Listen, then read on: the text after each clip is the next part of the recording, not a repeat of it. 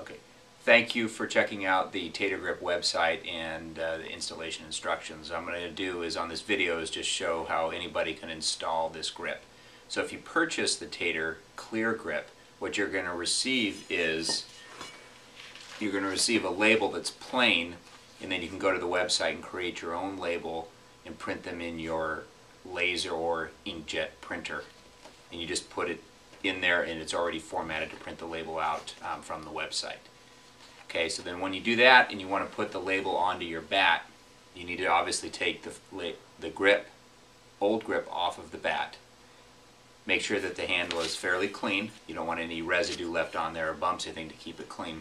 And then what we're going to do is we're going to take the label and we'll just peel it off. And usually what you want to do is try to line the label up with the design on the bat. It's not necessary, but it's a better way to do it. You can just stick the label, you see here, stick the label right up to the top of the handle, holding it down with your thumb, and then look down the bat to make sure that it's straight, and just stick it on there, and then kind of just push your thumb across to make it flat.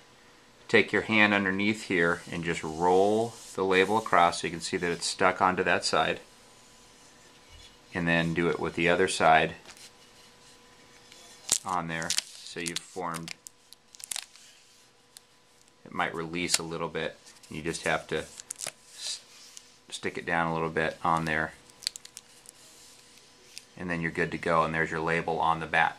So then the next step, you'll receive the TaterGrip in either a foil bag like this, or in some of our newer versions there'll be a clear bag that you can actually see the grip.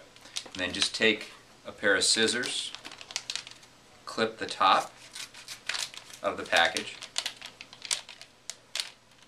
and you'll pull the grip out of the package.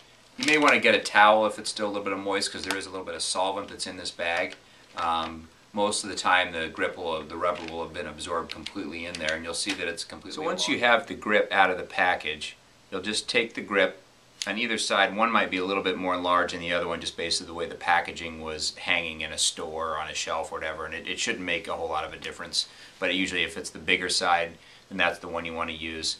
And just start from the side, and you just kind of gently slide it over the knob, kind of pushing it in that format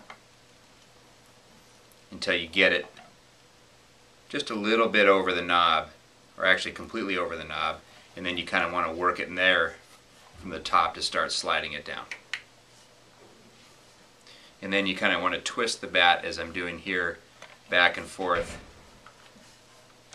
until we get it all the way down. Working it just side to side. And you can go pretty much as slow or as fast as you're comfortable with.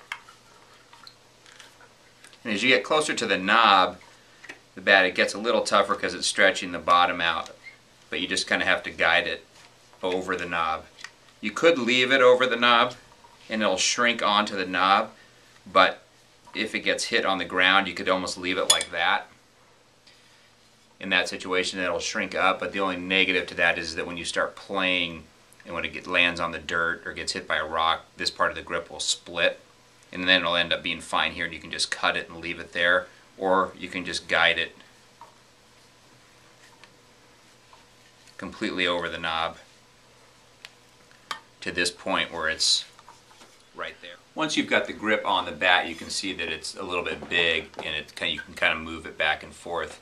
And what will happen over the next 4 to 6 hours is the grip's going to shrink, and it'll shrink from both ends here to here. So if you were just to leave it here, it'll finish way up here like that. So what's best to do is to just take a rubber band and put it around here. And we've included 2 rubber bands in the box of the purchase, and simply just wrap it around the knob like that and cinch it, push it up as far as you can so that it's cinched up there to the top like that. And then you can just lean the bat up against a wall like that, and just it'll shrink down and over the next 3 to 6 hours. And you may want to check it if you didn't put the rubber band on tight enough, just to make sure that if you really like the grip to be towards the bottom of the knob, then you can just slowly push it down and it'll shrink down from here now because it's cinched here all the way down to right about maybe an inch above the label that you see there, and that's how the grip will finish. And just again, all you got to do is you can either set it down this way. I prefer setting it down on the top here like that, and you'll notice in about 1 hour it'll make a big difference, but really you want to wait about 4 to 6 hours before you actually play with it. Please enjoy your TaterGrip, and if you have any questions, feel free to call our 800 number at 800-757-7453, and any customer service representative can help you. Thank you.